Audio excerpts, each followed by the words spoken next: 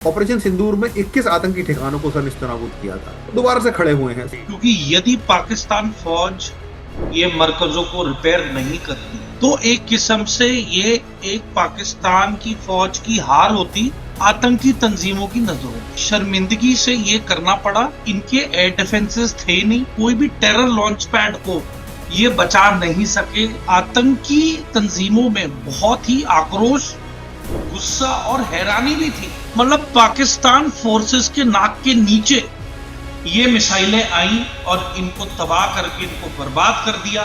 Pakistan military का relevance, उसका वजूद, उसका औहदा, सारी चीजें दांव पे लगी हुई। मतलब ग्राउंड जीरो पे ये एक बंजर जमीन ही बनेगी, ठीक है, इसके अलावा और कोई रास्ता नहीं है। नमस्कार, मेरा नाम है जितेंद्र चौहान और आप देख रहे हैं स्टेट मिरर हिंदी। पाकिस्तान में तमाम जो आतंकी ठिकाने थे, भारत ने उनको निस्तनाबूद कर दिया था ऑपरेशन सिंदूर के दौरान। चाहे आतंकी ठिकाने हो या फिर एयरफील्ड्स हो पाकिस्तान की, उनको पूरी तरीके से नुकसान पहुंचाया गया था और जो आतंकी ठिकाने थे खासतौर को उनको निशाना बनाया गया था। लेकिन अब जो जानकारी सामने आ रही है कि पाकिस्तान में दोबारा से वो सभी आतंकी ठिकाने दोबारा से बना दिए गए हैं और जो आतंकी गतिविधियां हैं वो अब वहां पर दोबारा होना शुरू हो गई हैं। क्या मायने हैं इसके भारत के लिए? क्योंकि भारत ने जब ऑपरेशन सिंदूर किया था तो उसके बाद बोला था कि ऑपरेशन सिंदूर अभी भी जारी है। हालांकि उसके बाद भारत ने कोई बड़ा कदम नहीं उठाया उनके खिलाफ में। क्या वो अब समय आ गया है कि जब भारत ऑपरेशन सिंदूर का पार्ट 2 लॉन्च करे? क्योंकि दोबारा से जो वहां पर तमाम आतंकी ठिकाने थे बन के खड़े हो गए हैं। साथ ही साथ तुर्की पाकिस्तान में लगातार अपने जो बड़े कार्गो विमान के जरिए बहुत सारे हथियार वहां पर सप्लाई कर रहा है जब से इस्लामिक नाटो वहां बना है। क्या कुछ खिचड़ी पक रही है पाकिस्तान में भारत को लेकर, या फिर ये अंदरूनी हालात उसकी तरह खराब हो चुके हैं उनसे निपटने के लिए? क्योंकि पाकिस्तान इस वक्त कई फ्रंट पर ओपन है। हमने देखा है कि चाहे बलूचिस्तान का मामला हो, पीओके में जिस तरीके से उसके खिलाफ एक फ्रंट खुला हुआ है, भारत के खिलाफ तो हमेशा से वो जंग के लिए तैयार रहता ही है। इन्हीं सब बातों को लेकर चर्चा करेंगे। मेरे साथ बहुत खास मेहमान जुड़े हैं। भारतीय सेना के जाबाज अफसर मेजर समरपाल दूर सिंह सर। समर सर, बहुत स्वागत है स्टेट मिरर हिंदी में। जय जय हिंद। हिंद जी। समर सर, आपने भी देखा होगा कि पाकिस्तान को हमने किस तरीके से उसके अंदर घुसकर उसके आतंकी ठिकानों को खत्म कर दिया था। कहते नहीं, सांप का फन तो कुचल दिया था हमने, लेकिन वो दोबारा से अपना फन फैलाने का प्रयास कर रहा है। क्या आतंकी गतिविधियां दोबारा से बढ़ रही हैं? इसीलिए ये जो मरकज था, सुबहान अल्लाह मरकज था, बहुत तरह के जो अलग अलग नामों से इन्होंने अपने आतंकी ठिकाने बनाए हुए थे, क्या दोबारा से सर फन फैला रहे हैं अपना ये? देखिए जितेंद्र जी, पहली चीज तो ये होना ही था। जी। क्योंकि यदि पाकिस्तान फौज ये मरकजों को रिपेयर नहीं करती, इनको वापस नहीं तैयार करती, तो एक किस्म से ये एक पाकिस्तान की फौज की हार होती आतंकी तंजीमों की नजरों में। और ये इन्हें शर्मिंदगी से ये करना पड़ा, क्योंकि इनके एयर डिफेंसेस थे नहीं, ये किसी भी तरीके से सक्षम नहीं रहे किसी भी मरकज या फिर कोई भी टेरर लॉन्च पैड को ये बचा नहीं सके, सेफगार्ड नहीं कर सके। बिल्कुल बिल्कुल। जिसकी वजह से आतंकी तंजीमों में बहुत ही आक्रोश, गुस्सा और हैरानी भी थी कि हम्म। जो पाकिस्तान फौज इतना दावा करती थी, है ना, अपने मिलिट्री होने का, उसने तो मुंह की मार खाई है। बिल्कुल। इतनी तौहीन और बेइज्जत हुए है पाकिस्तान की फौज कि उसे और कोई चारा नहीं था। हम्म।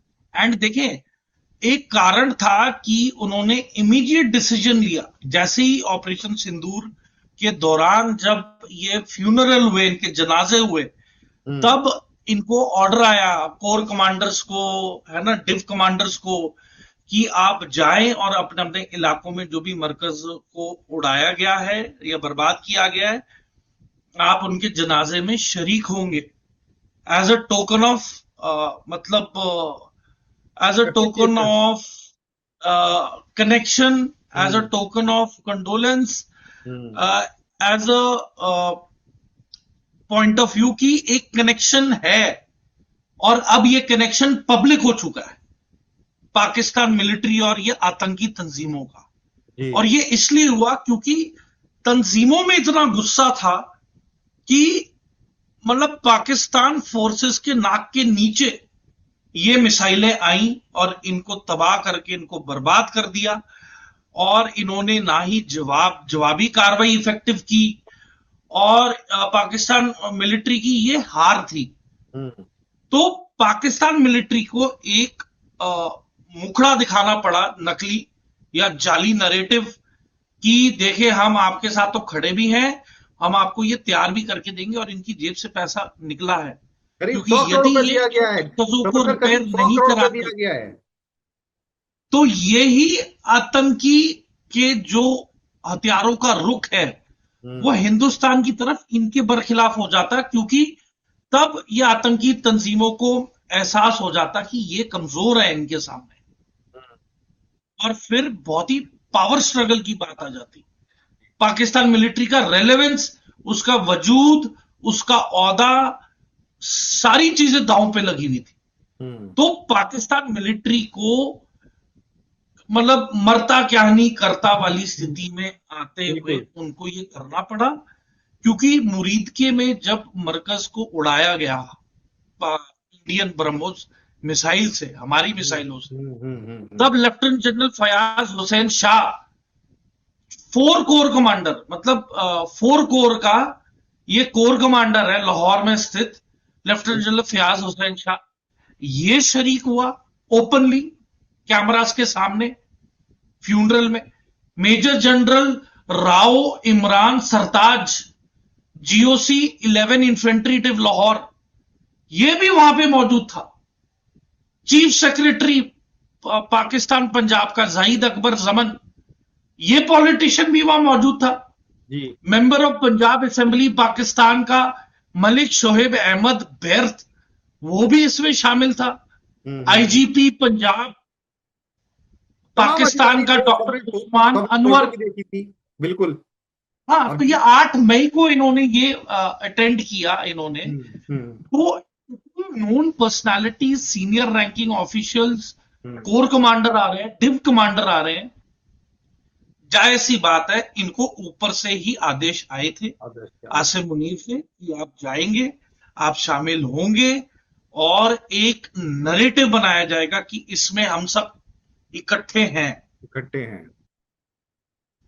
तो सर क्या लगता है कि दोबारा से अब ये इनके तमाम जो आतंकी ठिकाने थे, उनकी जो नई नई बिल्डिंगें बन के दी हैं, बड़ी शानदार महलनुमा बिल्डिंगें बना के दी हैं, वीडियो सामने आए हैं उनके, क्या लगता है कि सर दोबारा से वही आतंकी गतिविधियां वहां शुरू होंगी, या अब वो वाकई में जो मरकज का नाम देते थे उसके तौर पे काम करेगा, या आतंकी पैदा होंगे दोबारा से वहां से? मैं तो एक ही चीज कहूंगा कि देखें, इनको दोबारा जितनी जल्दी गिराया जाए उतना बेहतर, हम्म। ताकि इनको भी एहसास हो जाए कि जितने मर्जी करोड़ों लाखों रुपए लगा लें, ये दोबारा मतलब ग्राउंड जीरो पे ये एक बंजर जमीन ही बनेगी। ठीक है, इसके अलावा और कोई रास्ता नहीं है। और ऊपर से देखें, इनको ये करना ही था, वरना हम्म। पाकिस्तान आर्मी के लिए और कोई विकल्प था ही हाँ नहीं ही नहीं। कि वो किस मुंह से इनका सामना करें, जी। इनको क्या बयान दे, इनको क्या जवाब दे। भारत के खिलाफ की जवाबी कार्रवाई तो हमने ऑन लाइव टीवी बिल्कुल। वीडियोस, की है। फोटोज के जरिए दिखाया कि इनकी हम्म। मिसाइल्स हमने हर जगह इंटरसेप्ट कर ली, कोई नुकसान नहीं हुआ भारत में। बिल्कुल। तो आपका जो दूसरा पार्ट है, जो आप कह रहे तुर्की, तुर्की को लेके, हम्म।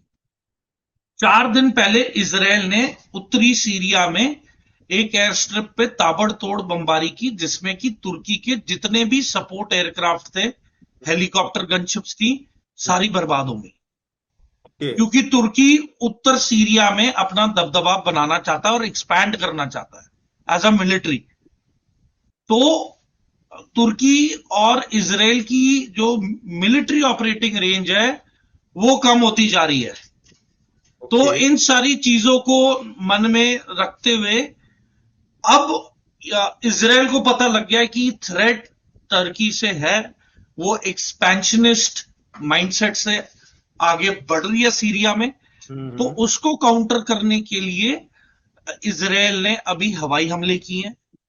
आने वाले समय में अगर जिस तरीके से इन्होंने 60 घंटे लगातार हवाई जहाज पाकिस्तान में आए गए, चीन के भी आए गए। तो पहली चीज तो अजीत डोवल जी गए हुए हैं चीन। बिल्कुल। ऊपर से रूस में गए हुए हैं हमारे मिनिस्ट्री ऑफ एक्सटर्नल अफेयर्स के फॉरेन मिनिस्टर जयशंकर जी। जी। तो जाहिर सी बात है कि रूस को चीन की हरकतों के बारे में अपडेट दे दिया गया, ताकि ब्रिक्स के सम्मेलन में रूस और भारत एक ही प्लेटफॉर्म पे होना प्लेटफॉर्म चाहिए। कर रहे हैं। हम्म। ठीक है। एंड ऊपर से चीन को देखा जाए तो चीन ने रशिया को भी साइडलाइन करके रखा हुआ है काफी हद तक, क्योंकि वो इकोनॉमिकली सुपीरियोरिटी अपना दिखा रहा है उसको। दर्शाने के लिए हम्म। वो रूस की ज्यादा कुछ खास मदद नहीं कर रहा है। वो बिल्कुल। अपने वो तो अपना ताइवान उल्लू को सीधा लेने की कर रहा है। कोशिश में जुटा वो तो अपना उल्लू सीधा कर रहा है वहां से। है। एंड देखें, रूस के पास तब भी तेल है एक्सपोर्ट के लिए, चीन के हम्म। पास नहीं है। नहीं है। चीन का जो तेल है वो अफ्रीका से आता है कुछ परसेंटेज, और सबसे बड़ा परसेंटेज आ रहा था वेनेजुएला से, वेनेजुएला से। जिसपे कि अमेरिका ने रोक लगा दी। और उसके बाद जो सबसे लार्जेस्ट जो ये तेल आ रहा था चीन के लिए वो था वो ईरान से आ रहा था। ईरान से। बिल्कुल। तो ये दोनों जगह से बंद कर दिया है। चीन को हो रही है अभी तकलीफ। जी। और जिस तरीके से अब चीन ने अरुणाचल में नाम बदलने के प्रयास शुरू कर दिए, हम्म। गलवान में जो हरकत की, डोकलाम में जो हरकत की है, तो इनकी जो फ्रीक्वेंसी है धोखा देने की और ये उठपटांग हरकतें करने की, ये इनका स्तर बढ़ता जा रहा है, बढ़ता जा कम रहा नहीं हो रहा है। है। हम्म। तो पहले डोकलम हुआ, उसमें भी बहुत सारे फेस टू फेस क्लैश हुए। फिर गलवान में मौतें हो गई, है हम्म। ना। अरुणाचल में कई बारी क्लैशेस हुए हैं। इस बार तो इन्होंने नाम भी बदलने की कोशिश की है, हम्म। मैप्स को टेम्पर करने की कोशिश की है। ऊपर से गूगल को भी इन्होंने काफी पैसे खिलाए हैं कि ये इंडिया के मैप में अरुणाचल भी ना दिखाए, ना ही जम्मू कश्मीर दिखाए। नहीं, जम्मू कश्मीर दिखाना। जो कि हमारी कॉमनवेल्थ गेम्स की खिलाड़ी थी नॉर्थ ईस्ट की, जी। उन्होंने ये पॉइंट आउट किया था यूके के होटल में कि हम्म। ये गुस्ताखी कैसे कर दी आपने, कि आप हिंदुस्तानी एथलीट्स को फैसिलिटेट करके आप यहाँ पे इनवाइट करते हैं और इंडिया का ही मैप को डिस्टॉर्ट करके लगा रहे हैं। तो इसमें भी चीन की फंडिंग है, इसमें भी चीन का हाथ है। पाकिस्तान का तो खैर इन्वॉल्वमेंट रहता ही है। बिल्कुल। तो देखिए, अब जो टर्की से हवाई जहाज से जो भी मिलिट्री सपोर्ट आएगा हम्म। पाकिस्तान को, उस पर इजराइल रोक लगाएगा। इजराइल अब इन नहीं, एयरक्राफ्ट सर मैं को तो ये रोक समझना चाहूंगा लगवाएगा। आपसे, एज ए सैन्य अधिकारी मैं आपसे समझना चाहूंगा कि जब इस तरह की कोई मूवमेंट होती है किसी देश के बड़े बड़े कार्गो प्लेन से कुछ अपना जो है हैवी आर्टिलरी या वेपन्स सप्लाई किए जाते हैं, तो क्या इसके मायने होते हैं? क्या तुर्की अपने उन वेपन्स को बचा रहा है या फिर वो पाकिस्तान को किसी देश के खिलाफ यूज करने के लिए दे रहा है? क्योंकि पाकिस्तान के खिलाफ भी कई सारे फ्रंट खुले हुए हैं। हम जानते हैं बलूचिस्तान में क्या हो रहा है, उन्होंने अपना एक मुल्क घोषित कर दिया है, तो हम सैनिक उनके मारे जा रहे हैं। पीओजे के में जैसे हालात बने हुए हैं वो सब जानते हैं कि कब वो भारत में शामिल होने के लिए पीओजे की चिंता खड़ी हो जाए कि हम भारत में शामिल होना चाहते हैं। और ऑपरेशन सिंदूर हमारा अभी चालू है। क्या इन फ्रंट्स को देखते हुए जब से इनका इस्लामिक नाटो बना है और मैक्का अकॉर्ड जो इनसे साइन हुआ है, क्या उसके तहत ये पूरी जो एक कवायद है वो की जा रही है कि नहीं हम आपको हथियार दे रहे हैं? दोनों का इसमें शायद फायदा होगा क्योंकि तुर्की के हथियार बच जाएंगे, पाकिस्तान को मदद मिल जाएगी। क्या इस तरह की सिचुएशन आपको नजर आती है?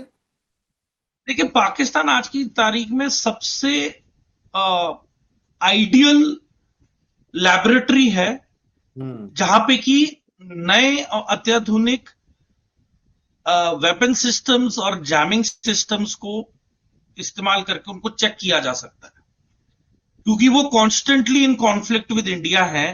हम्म। और जिस तरीके से तुर्की के जैसे ड्रोन गिरे हिंदुस्तान में और कोई असर नहीं हुआ उनका, उसको लेके बहुत बड़ा झटका पहुंचा है तुर्की को भी। हम्म। फिर इनकी एक फिक्स्ड विंग ड्रोन है, मेल ड्रोन है, मीडियम ऑल्टीट्यूड लॉन्ग रेंज वाला जो है, लॉन्ग इंड्योरेंस। तो medium altitude long endurance drone जो इनका अकिंसी है, तो अकिंसी को भी आकाश मिसाइल ने शायद मार गिराया ऑपरेशन सिंदूर के दौरान। तो जब से इनके ये लॉसेस हुए हैं, इनको बहुत बड़ा धक्का लगा है। और ये अब अपने नए ड्रोन्स, नए जैमिंग सिस्टम्स को एज ए एक्सपेरिमेंट पाकिस्तान को दे रहे हैं। ऊपर से पाकिस्तान भी कार्रवाई करने के चक्कर में, क्योंकि जब से इंडिया ने प्रूफ दिया है, एक फ्रेंच रिसर्च पेपर है एक, जिसने खुलासा किया कि पाकिस्तान के लॉसेस क्या थे, तो वो फ्रेंच ऑर्गेनाइजेशन की क्रेडिबिलिटी काफी अच्छी है, जिसमें उसने कॉल आउट किया कि पाकिस्तान के लॉसेस एक्चुअल में बहुत ज्यादा हुए हैं। बहुत ज्यादा हुए थे। और उसके अलावा जिस तरीके से पाकिस्तान ने नरेटिव बिल्डिंग में अपने पैसे खर्चे हैं, जिस तरीके से ये इन्होंने अपने यूट्यूबर्स को इस्तेमाल किया है कैंपेन्स को लेके, ऊपर से इन्होंने कोई भी एक्चुअल एविडेंस नहीं प्रोड्यूस किया, नहीं दिया था ना बिल्कुल। कोई फुटेज, ना कोई फोटोग्राफ, नथिंग। वो तो सैटेलाइट इमेजेस सो से ही पता दे, चला था कि जो भी फुटेज सामने आई थी, सैटेलाइट इमेजेस ने किस तरीके से निकाल के दिया है उनको। आजकल तो मिसाइल पे भी आपके हम्म। पास मतलब इंफ्रारेड ऑप्टिक्स होते हैं, है ना, थर्मल ऑप्टिक्स होते हैं, तो वो आपको रिले करते हैं जब तक मिसाइल या ड्रोन टारगेट को हिट करता है, वहां तक का वीडियो रिकॉर्डिंग और इमेजेस जाती हैं, वापस जाती रिले है। होती हैं। हम्म। तो उसके बावजूद इनके पास दे हैव नो प्रूफ, इनके पास कुछ भी नहीं था दिखाने के लिए, ना बताने के लिए। हम्म। तो एक बहुत ही एम्बैरेसिंग सिचुएशन क्रिएट हुई है ये पाकिस्तान को। हम्म। और अब पाकिस्तान ने टारगेट चुना है आपका गुजरात। और जैसे आसिम मुनीर ने अपनी स्पीच में स्टेट मतलब बोला था कि first the war will start from the east, हम्म। मतलब बंगाल साइड। तो वहां पे इन्होंने अपने आईएसआई सिविल कपड़ों में अपने Pakistan military regulars, Pakistan military instructors को बांग्लादेश में उतारा है फॉर ट्रेनिंग अगेंस्ट इंडिया। हम्म। तो एक तो ये कोशिश इन्होंने की है, ये जारी है। जमाते इस्लामी को बॉर्डरिंग बेल्ट में इन्होंने काफी सपोर्ट किया, पैसे दिए, वहीं पर उनकी उसमें सीट्स भी जमाते जीत कर आए हैं इस्लामी वो जीता लोग, है। वहीं पर सीट भी जीत कर आए हैं वो लोग। Yes, yes. तो इतनी सारी इन्होंने इनकी जीत करवाई और ये सारी चीजें और हरकतें हुई हैं। हम्म। तो अब मैं बहुत ही स्ट्रांगली फील करता हूं कि उन्होंने ये जो आसिम मुनीर है उसने जामनगर रिफाइनरी का मेंशन किया था लेकिन सर आप बात कर रहे कैटेगोरिकली। हैं ईस्ट की, लेकिन वो तो सर भारत के वेस्ट में आता है। ईस्ट का तो देखे, वो एक डाइवर्जनरी टैक्टिक होगा। हम्म। अगर ईस्ट से कुछ होना है तो डाइवर्जनरी टैक्टिक होगा, and it will be a permanent damage for Bangladesh. हम्म। फिर आपका भाई रोड, कोई खाना पीना कुछ नहीं जाएगा, बिल्कुल। बिजली भी काट देंगे, कुछ भी नहीं उधर। मतलब आप लगा लें, अगर बांग्लादेश से ये सुसाइडल मूव कर लिया हाहाकार मच जाएगा तो वहां पे। वो वो 15 से 20 साल पीछे हो जाएगा पाकिस्तान से भी। तो हम्म। जितना वो आगे बढ़ा है पाकिस्तान से, उतना ही ये पीछा चला जाएगा अगर इसने कोई ऐसी मिस एडवेंचर करने की कोशिश की बिल्कुल बांग्लादेश। हिमाकत की तो कोई। नंबर एक। यस। दूसरा क्या है कि अ, उन्होंने जामनगर रिफाइनरी को कैटेगरिकली मेंशन किया है। दूसरा, इन्होंने बोला है कि देखिए, गुजरात हमेशा से इनके टारगेट पे रहा है। चाहे हम्म। आप गोधरा गोधरा राइट्स के बाद इन्होंने इतना पैसा लगाया है आईएसआई ने अगेंस्ट गुजरात स्टेट, कि इन्होंने अक्षरधाम का हमला करवाया। हम्म। इन्होंने उसके बाद इशरत जहान को ये लश्कर तैयबा और जैश ए मोहम्मद के जरिए ट्रेनिंग दिलवाई, ताकि वो तब हमारे चीफ मिनिस्टर और स्टेट के मिनिस्टर अमित शाह और सीएम मोदी को मार सके। वो भी असफल हुए। हम्म। AK-47 और असला बारूद मिला था इनके हाथों में। जी। उसके बाद 26/11 करवाया पाकिस्तान ने, जिसकी रिकॉर्डिंग्स भी पता चली, जी, है ना। बिल्कुल। रिकॉर्डिंग जस्ट प्रूफ दिया, डेविड हेडली के खिलाफ दिया, तवव्वुर राणा के खिलाफ भी सबूत दिया। फिर तवव्वुर राणा को डिपोर्ट कर दिया हमारे पास, जबकि हमें डेविड हेडली चाहिए, क्योंकि डेविड हेडली कॉन्स्टेंटली आईएसआई के इन टच रहा है, और वो मुंबई भी आके रेकी करके गया था। जी, तो बिल्कुल। डेविड हेडली की ज्यादा डिमांड थी कि इसको भेजिए ताकि हम से और भी खबर निकलवाए, पर उसे समर सर, आप 35 साल बहुत की कैद महत्वपूर्ण हुई है महत्वपूर्ण अमेरिका में। जानकारी ये दे रहे हैं समर सर, बहुत महत्वपूर्ण जानकारी आप दे रहे हैं कि पाकिस्तान का जो टारगेट है वो शायद अब बदल सकता है। वो ईस्ट के बहाने गुजरात पर कहीं ना कहीं इधर वेस्ट में डिस्टरबेंस क्रिएट कर सकता है। ये डिसेप्टिव मूव है, वो होते क्योंकि हैं बिल्कुल। जिस जिस तरीके से ये बन गंगा, सर क्रीक 96 किलोमीटर का लंबा स्ट्रेच है, very rich in oil and natural gas. जी। बट दिक्कत यह है कि ये पूरा दलदल इलाका है, इस पे ना ही कोई हैवी मशीनरी जा सकती है, और ना ही मतलब कोई इंसान इस पे पैदल चल सकता है, क्योंकि दलदल में धंस के बिल्कुल। मतलब आप खत्म हो जाएंगे, आप सरवाइव नहीं कर पाएंगे। और यहाँ पे एक्सप्लोरेशन के लिए इस इलाके में आपको स्पेशल इक्विपमेंट की जरूरत पड़ेगी। जी बिल्कुल। ठीक है, और होवरक्राफ्ट एक ही इकलौता इक्विपमेंट है जो हम्म। होवरक्राफ्ट बड़ी इफेक्टिवली इस पे चलता है, या फिर कुछ सिलेक्टेड एरिया जहां पे एटीवी चलते हैं, ऑल टेरेन व्हीकल, छोटे ऑल्टरेट व्हीकल। व्हीकल्स जो होते हैं। बट यहाँ पे गेम चेंज हो जाती है जब हाई टाइड होती है। हम्म। हाई टाइड के दौरान यहाँ पे इतना पानी आ जाता है कि बिल्कुल। ये इनएक्सेसिबल हो जाता है। यहाँ पे आम इंसान, गाड़ी और जानवर तक नहीं मिलते यहाँ पे, क्या नहीं। क्या समझो जो आप ये कह रहे फीलिंग हैं लैंड वो है। अभी, हालांकि पाकिस्तान उसके ख्याली पुलाव जरूर पका सकता है, लेकिन हमें लगता नहीं है कि उसकी इतनी क्षमता है कि उस क्षेत्र में अब भारत का कोई मुकाबला कर सके। लेकिन सर, हम जो बात कर रहे थे कि आतंकी ठिकानों की, मैं उस पर आना चाहूंगा सर। हमने ऑपरेशन सिंदूर में 21 आतंकी ठिकानों को सर निस्तानाबूद किया था, दोबारा से खड़े हुए हैं। सर मैं ये समझना चाहता हूं आपसे, क्या वो आतंकी ठिकाने दोबारा से भारत के खिलाफ सर उठा सकते हैं, या उनकी इतनी क्षमता बची है, या पाकिस्तान आर्मी उनको अब रन करेगी उन आतंकी ठिकानों को? देखिए, ये तो अब आप कुछ नहीं कह सकते, क्योंकि इन्होंने ये मरकज जो तैयार किए थे, ये तो आतंकवादियों के लिए थे। बिल्कुल। अब इंटरनेशनल कम्युनिटी की नजरों के लिए ये इसमें कुछ महीनों के लिए आम पब्लिक के लिए खोलेंगे, कि और जाइए। इसकी वीडियोस बनाएंगे, जी जी जी। इसका नरेटिव तैयार करेंगे कि ये मरकज हम्म शांतिपूर्ण एक्टिविटी के लिए है, ना कि आतंकी एक्टिविटी। और ये उस नरेटिव से, भारत के नरेटिव को नकारेंगे, हम्म अपनी ये प्रोपोगंडा को चला के, कि देखिए हमने रेनोवेट भी कर दिया, यहाँ पे इस्लाम की पढ़ाई होती है, यहाँ पे छोटे बच्चे आते हैं, यंग लड़के आते हैं, है ना। पता नहीं वहां पाकिस्तान में औरतें अलाउड है या नहीं मस्जिद में, आई डोंट नो। बट मैं इतना जरूर जानता हूं कि स्थिति अभी बहुत फ्रेजाइल है पाकिस्तान में, तो ये पक्का इसकी वीडियोस बनाएंगे, जर्नलिस्ट को भी इनवाइट करेंगे ताकि इनको कवर करें इन लोकेशंस को, हम्म और ये एक क्लीन चिट लेने की कोशिश करेंगे कि ये मरकज पब्लिक यूज के लिए है, ना हम्म। कि आतंकवादियों का लॉन्च पैड। और मतलब कहीं ना भारत कहीं ने भारत के हाथ गलती, भी बांधने का प्रयास ये करेगा कि हम तो ये दिखाएंगे कि देखिए मरकज है ये, और अगर भारत कोई एक्शन लेता है तो दिखाने के लिए कि देखिए इन्होंने मरकज पे हमला कर दिया। बिल्कुल बिल्कुल, ये एक स्ट्रैटेजी रहेगी इनकी, हम्म बल्कि ये ही स्ट्रैटेजी है। हम्म एंड जो आपने कहा कि जो ड्रोन आ रहे हैं चीन से, तुर्की से, तो देखिए ड्रोन का जो होता है ना, वो beyond visual line of site, मतलब विजुअल के बियॉन्ड, पर कोई ऑब्स्ट्रक्शन नहीं है पूरे इलाके में, सर क्रीक में कोई हम्म। पहाड़ी नहीं है, कोई पहाड़ी कोई नहीं है। कंस्ट्रक्शन नहीं है, कोई बड़ी बिल्कुल। बिल्डिंग्स नहीं है, nothing, it is barren land.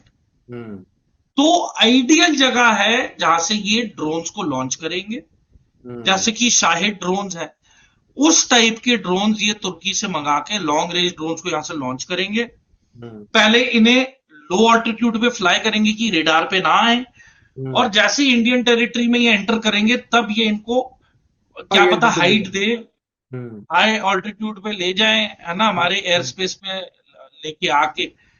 पर मेन है कि हमारा रेडार सिस्टम्स कैसे काम करेंगे, सुरक्षा कवच कितना इफेक्टिव कितना होगा, इफेक्टिव होगा, बिल्कुल। एयर डिफेंस सिस्टम कितना इफेक्टिव होगा, और कितना ओवरवेल्म होगा, क्योंकि क्या हंड्रेड क्या परसेंट क्या भारत के पास ऐसे ऐसे इफेक्टिव डिफेंस सिस्टम है? मैं कुछ ज्यादा टिप्पणी नहीं करना चाहूंगा, but yes we have. We have. And ये अब सिविल एरिया में भी इंस्टॉल हो रहे हैं, जो इंडस्ट्रियल एरिया। तो बेसिकली इनका मुद्दा है, टेक्सटाइल इंडस्ट्री डिसरप्ट करो इंडिया की, हम्म डायमंड इंडस्ट्री को डिसरप्ट करो, इनकी लॉजिस्टिक चेन को डिसरप्ट करो, जो हमारे पोर्ट्स हैं उसको डिसरप्ट करेंगे ये ट्रेड को लेके। ये मुंबई को भी टारगेट बनाएंगे, गुजरात को भी टारगेट बनाएंगे, अहमदाबाद को भी टारगेट बनाएंगे, ये भुज को भी टारगेट बनाने वाले हैं, लेकिन अंकलेश्वर, ये लेकिन जितने भी इंडस्ट्रियल समर सर, एरिया। लेकिन कर कुछ नहीं पाएंगे सर। मैं बेसिकली बताना चाहता हूं जी। That we should be mentally prepared. Mentally prepared, yes exactly. ये जो मैंने जगहों के नाम लिए हैं, हम्म। शायद मेरे सुनने के बाद कई लोगों को रियलाइजेशन होए कि हम्म। उनका इलाका टारगेट लिस्ट में है। बिल्कुल बिल्कुल। तो इससे अच्छा है कि पहले ही तैयार बेटर कर टू बी लीजिए। Prepared before. देखो कहावत है ना sir, prevention is better than cure. पहले ही अपनी तैयारी यस, करके रखिए। एग्जैक्टली, तो हम पहले ही तैयारी करके रख रहे हैं। जी। क्रिटिकल टारगेट्स, जो प्रोबेबल टारगेट्स है, उनकी असेसमेंट चल रही है कि हमारे कौन से टारगेट होंगे। जहां तक पाकिस्तान के टारगेट है, मैं उनके बारे में बात नहीं करना चाहूंगा, क्योंकि वो एक किस्म से उन्हें एक आइडिया दे देगा कि ये वल्नरेबल बिल्कुल एरिया है, बिल्कुल तो यहां पे बिल्कुल। सतर्क हो जाओ। मैं तो इंडिया के ही टारगेट्स की बात करूंगा, ताकि बिल्कुल। हमारे लोग पहले अलर्ट हो जाएं, हमारी फोर्सेस भी अलर्ट हो जाएं और कि भारत के ये निशाने पर हमारे। हर वो जगह है पाकिस्तान की जहां से भारत के खिलाफ कोई साजिश रची जाती है, आतंकी गतिविधियां होती है। भारत के पास पूरी मैपिंग उन लोगों की है। हमने जिस तरीके से ऑपरेशन सिंदूर में छोटे छोटे जगहों पर ठोक कर मारा है नहीं, सर। पर जितेंद्र जी, इस बार पाकिस्तान की इंडस्ट्री टारगेट बनेगी, उसकी इंडस्ट्रियलाइजेशन को टारगेट बनाया जाएगा। जहां पे ये अपने जेएफ थंडर एयरक्राफ्ट्स वगैरह को बना रहे हैं, इंस्टॉल कर रहे हैं, है ना, जो इनके रिसर्च एंड डेवलपमेंट फैसिलिटीज है, वो इनके मिसाइल के जो लॉन्च पैड्स हैं, मिसाइल साइलोज हैं, उनको ईयर मार्क करके रखा है। इनके न्यूक्लियर एसेट्स को ईयर मार्क करके रखा है। बिल्कुल इनके बिल्कुल। एयरक्राफ्ट्स कौन कौन से हैं, उनको ईयर हम्म। मार्क पहले से ही करके रखा है, गिनती से। ये गिनती के हवाई जहाज हैं इनके, इतने बिल्कुल भी ज्यादा नहीं है। एंड ऊपर से अगर इनकी एयर स्ट्रिप्स को हमने डिस्ट्रॉय कर भी दिया, तो half the battle is one.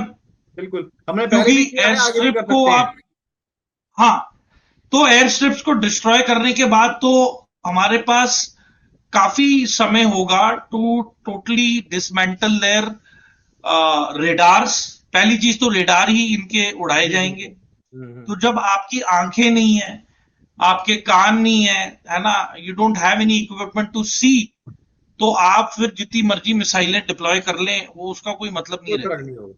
Samarth sir, मेरा आखिरी सवाल है, चलते चलते आपसे, क्योंकि समय की कमी है अब। क्या हम जल्दी दोबारा ऑपरेशन सिंदूर पार्ट 2 देखने वाले हैं?